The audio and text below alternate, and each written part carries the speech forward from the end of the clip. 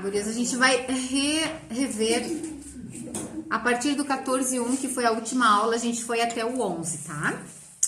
Jesus fortalece os seus discípulos. Não se perturbe o coração de vocês.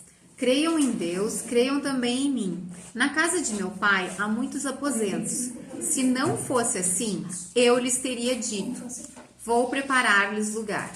E se eu for e lhes preparar lugar, voltarei e os levarei para mim, para que vocês estejam onde eu estiver. Vocês conhecem o caminho para onde vou.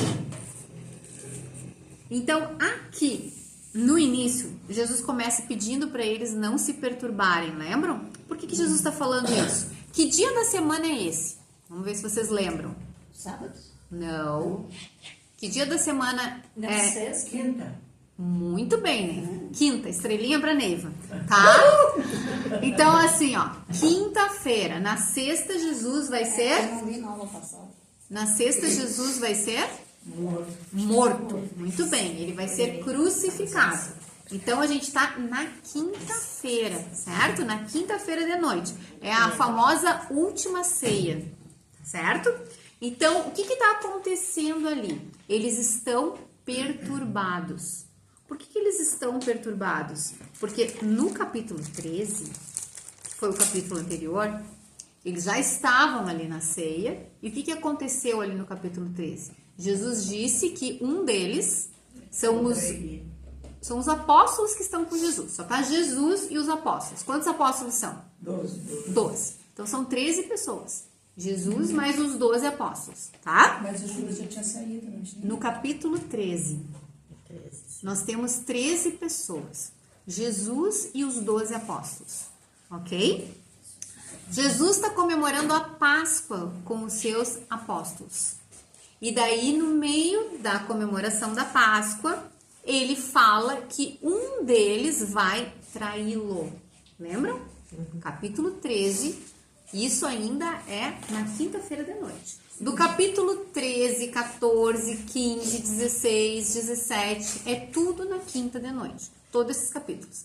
Então, no 13, começa a última ceia. E no início ali da última ceia, Jesus diz que um deles vai trair. Ninguém sabe quem é. Só tem uma pessoa que descobre quem é.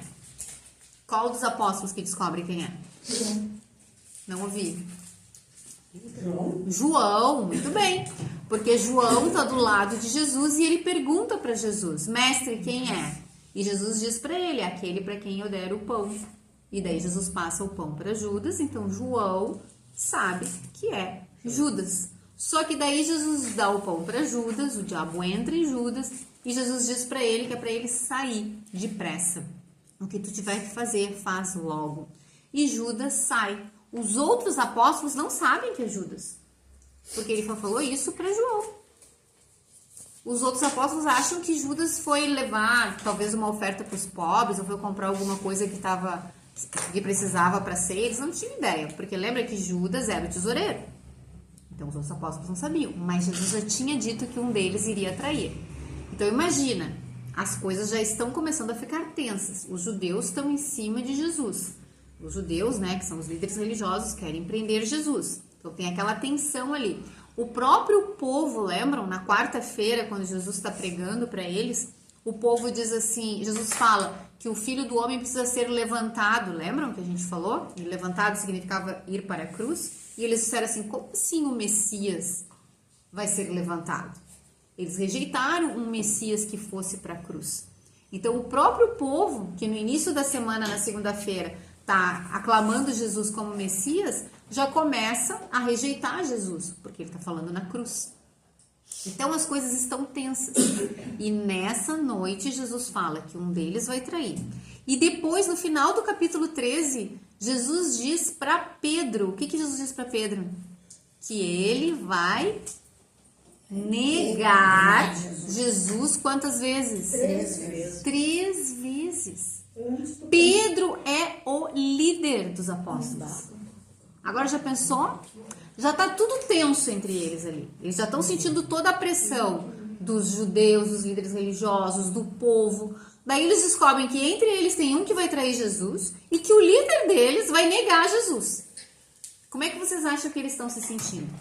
Péssimos. E daí começa o capítulo 14, com Jesus dizendo: não se perturbe o coração de vocês.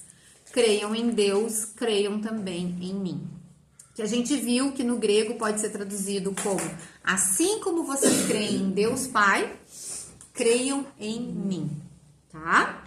E daí Jesus fala que ele está indo. Agora pensa assim, eles têm uma expectativa do Messias, eles têm uma expectativa do reino do Messias, que Jesus vai reinar como rei de Israel sobre toda a humanidade. E daqui a pouco Jesus está dizendo que está indo para o Pai? Como assim? Eles não estão entendendo nada, eles estão confusos, eles estão perturbados. E daí então, versículo 5, disse-lhe Tomé: Senhor, não sabemos para onde vais. Como então podemos saber o caminho? Respondeu Jesus: eu sou o caminho, a verdade e a vida. Ninguém vem ao Pai a não ser por mim. Se vocês realmente me conhecessem, conheceriam também o meu Pai. Já agora vocês o conhecem e o têm visto. Ele está falando dele. Quando vocês olham para mim, vocês olham para o Pai. Então vocês conhecem, vocês têm como conhecer o Pai através de mim. Mas ele diz, ó, se vocês realmente me conhecessem. Na verdade, os apóstolos, eles ainda não têm um conhecimento completo de Jesus. Eles creem nele como Messias, eles creem nele como Filho de Deus, eles creem nele como Salvador do mundo, mas eles não têm um entendimento completo. E esse entendimento completo, ele passa por uma coisa chamada Trindade, que é onde a gente vai entrar agora aqui, na sequência desse capítulo. O livro de João, ele é profundo. Ele fala de temas muito teológicos e muito profundos. E Jesus vai se revelar para eles, vai falar do Espírito Santo, viu, Neuci? Que você tem perguntado desde o início. Vai falar de Deus Pai, vai falar da relação entre os três, tá?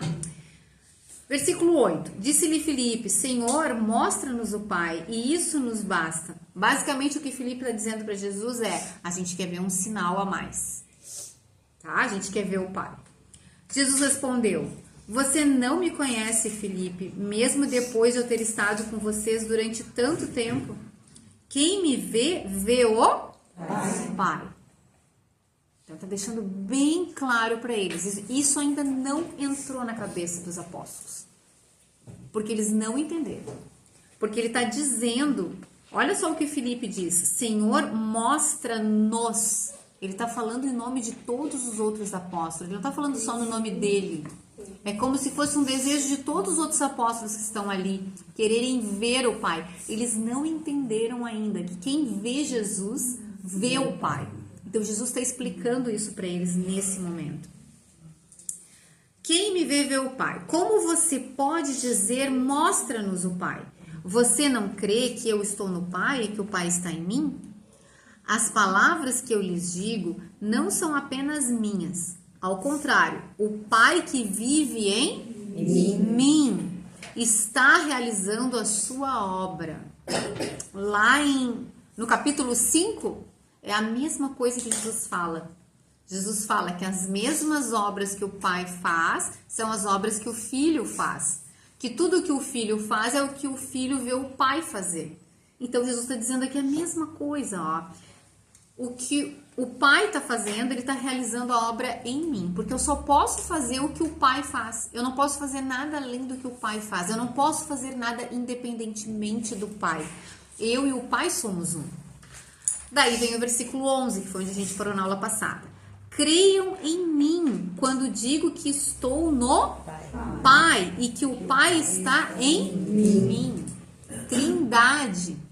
Eu estou no Pai e o Pai está em mim.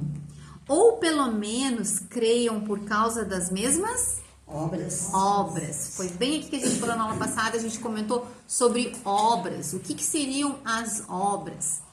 Então, assim, na Bíblia, se a gente for, ou melhor ainda falando, dentro do livro de João, se a gente for pegar todas as referências a obras que a gente viu desde o início, desde o primeiro capítulo, a gente vai ver que inclui várias coisas, é tudo que Jesus faz. Então, vai incluir as pregações dele, vai incluir os confrontos dele, vai incluir o evangelismo dele. Lembra até quando ele evangeliza a mulher samaritana, ele fala para os discípulos que ele veio completar a obra do Pai, e ele está ali basicamente evangelizando aquela mulher e toda aquela cidade. Ele está falando de evangelização, mas é óbvio que aqui, e todos os teólogos concordam com isso, ele está se referindo aos seus milagres, principalmente, porque os milagres são obras que Jesus faz incontestáveis da sua divindade. E pegando aí no livro de João, é só a gente lembrar lá do capítulo 5, por exemplo, do paralítico. O paralítico há 38 anos. E de uma hora para outra, Jesus diz para ele, levanta e anda. E esse homem levanta e anda. Algo impossível de acontecer, assim, de uma hora para outra. O homem nem sabia quem Jesus era. O homem nem fé em Jesus teve. Tá? Então, as obras de Jesus são fantásticas. Quando a gente chega aqui no capítulo 14, lembram que ele já ressuscitou Lázaro. Talvez um mês atrás, talvez 2 semanas atrás, a gente não sabe exatamente o momento. Mas imagina, ele ressuscitou um homem. Quantos dias Lázaro estava morto? Quem é que lembra? 4 dias. A irmã dele falou, ele está fedendo, ele está em decomposição. Jesus fez esse milagre. Então, como não crer no que Jesus diz? Se não crer na palavra dele, então creiam nas obras para crer na palavra dele, certo? Porque as obras são incontestáveis. Continuando, 12. Digo-lhes a verdade, aquele que crê em mim fará também as obras que tenho realizado. E aqui a gente precisa parar nesse versículo para entender. Porque esse versículo é algo fantástico. Eu tenho falado para vocês que os capítulos 13, 14, 15, 16, 17, todos ali na quinta-feira de noite, tá? O que Jesus promete aqui nesses... a partir do 14, onde começam as promessas, aqui Jesus está começando as promessas, certo? Ele está dizendo, ó... aquele que crê em mim fará também as mesmas obras que tenho realizado. Isso aqui é uma promessa. Quem crê em mim vai fazer o que eu tenho feito. As mesmas obras que eu tenho feito. Então, aqui começam as promessas. Essas promessas estão sendo dadas para quem nesse momento? Quem é que está escutando Jesus nesse momento? Os apóstolos. Quantos apóstolos estão escutando isso? 11. Judas já saiu. Tá? Tem 11 apóstolos. Ele está dando essas promessas para os 11 apóstolos que sobraram. Judas já saiu. Só que mais tarde, lá no capítulo 17, a gente vai ver Jesus fazendo uma oração para o Pai e pedindo para que tudo isso que ele prometeu para os apóstolos também vai ser verdadeiro para todos aqueles que vierem a crer nele um dia. Então, ele está prometendo isso para todos nós. Ele está prometendo, ó, digo-lhes a verdade, aquele que crê em mim fará também as obras que tenho realizado. E sim, inclui os milagres. Ele está dizendo, quem crê em mim vai ser capaz de fazer milagres. Sim, ele está falando isso. Exatamente isso que Jesus está falando. Juntando as outras partes da Bíblia, o que a gente entende? A gente entende claramente, tá? Juntando os outros livros da Bíblia, que Deus, ele deu um poder especial para os apóstolos, para que os apóstolos pudessem fazer sinais miraculosos e a partir daí as pessoas crerem neles, nos apóstolos, ok? Então, esse poder que Jesus tinha de realizar as obras, ele também passou para os seus apóstolos. E isso foi um sinal de que eles eram apóstolos. E isso foi um sinal de que o que eles escreviam também era a palavra de Deus. Então, isso dava uma garantia. Mas isso também pode acontecer conosco, sim, tá? Deus, ele é um Deus de milagres. E ele pode, sim, permitir, tá? Que milagres aconteçam. Isso não cessou, digamos assim, ok? Só que não como era na época dos apóstolos, porque os apóstolos faziam um milagre atrás do outro. Eles entravam e saíam curando as pessoas, ok? E isso a gente não vê mais na história da igreja. Isso foi algo dado em especial para os apóstolos. para que eles comprovassem que eles eram os representantes de Jesus, até eles encerrarem em escrever todo o Novo Testamento. Mas isso não quer dizer que outros discípulos de Jesus não possam fazer essas mesmas obras. E olha que interessante o que ele diz ali, ó. 12. Digo-lhes a verdade, aquele que crê em mim fará também as obras que tenho realizado.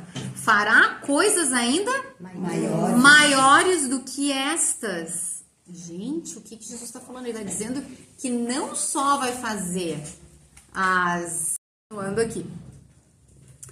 Então vejam o que diz, né? Fará coisas ainda maiores do que estas. Então, o que Jesus está dizendo? Como assim fará coisas ainda maiores? Fazer coisas maiores do que Jesus fez? O que dá para fazer mais do que Jesus fez? Ressuscitar um homem 4 dias morto, né? Do que Jesus está falando? Ele não está falando de fazer milagres maiores. Ele está falando no sentido da extensão. Porque o que aconteceu? O ministério de Jesus foi quanto tempo? Quantos anos Jesus teve? 33. Não, 33 foi a idade dele, que ele morreu. Mas quantos anos Jesus desenvolveu o ministério dele? 3 anos. Ele começou o ministério dele com 30 e ele morreu com 33. Então foram 3 anos do ministério de Jesus. Então Jesus fez vários sinais, várias obras, vários milagres durante 3 anos. Só que os apóstolos de Jesus, alguns deles viveram muitos anos. João morreu com mais de 90 anos. E provavelmente quando Jesus morreu, João era mais novo do que Jesus. Tinha talvez 20 anos. Então imagina, João foi apóstolo talvez 70 anos. Então João, ele pôde exercer as obras de Jesus por 70 anos. Bem mais do que 3 anos, concordam? Tá? Então é nesse sentido, quando Jesus fala ali que realizarão obras ainda maiores do que estas, porque eu estou indo para o Pai. E fica bem claro aqui, né, no 12, ó. Por que vocês vão realizar obras maiores do que essa? Porque eu estou indo para o Pai, porque o meu tempo acabou. Meu tempo era menor do que o tempo que vocês vão ter, mas vocês vão realizar as mesmas obras, tá? Por mais tempo. 13. E eu farei o que vocês pedirem em meu nome, para que o Pai seja glorificado no Filho. Gente, olha a promessa que Jesus está dizendo. Ele está dizendo assim, eu farei o que vocês pedirem em meu nome. Jesus está prometendo isso, tanto para os apóstolos, quanto para nós, os seguidores dele hoje. A gente precisa entender o que isso quer dizer. Em primeiro lugar, os apóstolos estavam perturbados. Eles estavam muito perturbados, porque Jesus era tudo que eles tinham. Lembram que os apóstolos largaram tudo, eles largaram o trabalho deles, eles largaram o emprego, a estabilidade deles, largaram tudo para seguir Jesus. Jesus é que sustentava eles, né? Jesus, ele tinha o ministério dele e as pessoas iam doando dinheiro para o ministério de Jesus. Judas era o que cuidava ali do dinheiro e eles iam vivendo dessa forma. Eles não estavam trabalhando e trabalhando com Jesus, não. Eles estavam totalmente dedicados à missão de Jesus. E de repente Jesus vai para o Pai e quem é que vai cuidar deles? Quem é que vai sustentar eles? Nos relatos dos outros evangelhos aparece até Jesus provendo, por exemplo, eles tinham que pagar imposto. Jesus provê até o dinheiro para o imposto. Jesus provê tudo que eles precisam. Mas agora Jesus vai embora, o que vai ser da gente? A gente largou tudo por ele, agora ele nos abandona? Então Jesus está dizendo para eles, né? Se acalmem, porque agora eu estou indo para o Pai, mas não tem problema. Tudo que vocês pedirem, tudo que vocês precisarem, vocês podem pedir no meu nome. E o que significa pedir no meu nome? Né? Se eu dissesse para o meu Deus, pode pedir lá para Gil, né? Que é a responsável aqui pelo ministério, diz que é no meu nome, que eu autorizei. O que tu quer pedir? Eu quero pedir isso. Não, tudo bem, vai lá pra Gil e fala isso que eu fala pra Gil que é pra pedir no meu nome. De repente a Gil pode dizer, não, tudo bem, se a Luciana disse que sim, né? Então eu vou dar. Então vai a Rosângela lá e vai pedir alguma coisa pra ela no meu nome, eu vou dar porque a gente acertou isso. É nesse sentido. Só que assim, ela sabe que eu jamais vou pedir uma coisa contrária a quem eu sou, certo? Então, se a Rosângela falar, pedir uma coisa totalmente contrária de quem a Luciana é, ela não vai atender. Por quê? Porque ela sabe quem eu sou. Então, pedir em meu nome significa pedir em tudo que Jesus é. A gente sabe quem Jesus é, a gente sabe o que Jesus ensinou, a gente sabe o que Jesus quer de nós. Então, se eu pedir alguma coisa de acordo com a vontade de Jesus, Ele vai prover o que eu preciso. Mas eu posso, daqui a pouco, pedir alguma coisa que não está dentro da vontade de Jesus. Ele não vai atender. Então, pedir em meu nome não é assim uma palavra mágica. Eu coloco no final da minha oração, em nome de Jesus, e tudo vai acontecer como eu quero. Eu quero que essa pessoa seja curada, então ela vai ser curada. Eu quero que essa pessoa tenha um emprego, então ela vai ter um emprego. Eu quero que aquela pessoa ali retome o casamento dela, restaure o casamento, então eu orei e vai acontecer. Não. Vai ser de acordo com a vontade de Deus. Deus, ele tem planos, ele tem propósitos para cada pessoa. Para alguns é a cura, para outros, né, é a morte, é passar por uma vida ainda melhor, certo? Então, assim, Deus tem um plano para cada um, a gente não sabe. Pedir em nome de Jesus é pedir de acordo com a vontade de Jesus, tá? Então, é isso que Jesus está prometendo para eles e prometendo para nós, ok? 13. E eu farei o que vocês pedirem em meu nome para que o Pai seja o quê? Glorificado no Filho. Então eu preciso pedir algo que seja de acordo com a vontade de Jesus e com a vontade do Pai para que eles sejam glorificados. O que vocês pedirem em meu nome, eu farei. Ou seja, em meu nome, que seja de acordo com a minha pessoa, com quem eu sou. Deu para entender até aqui? Então tá. Daí semana que vem a gente continua a partir do 15, então.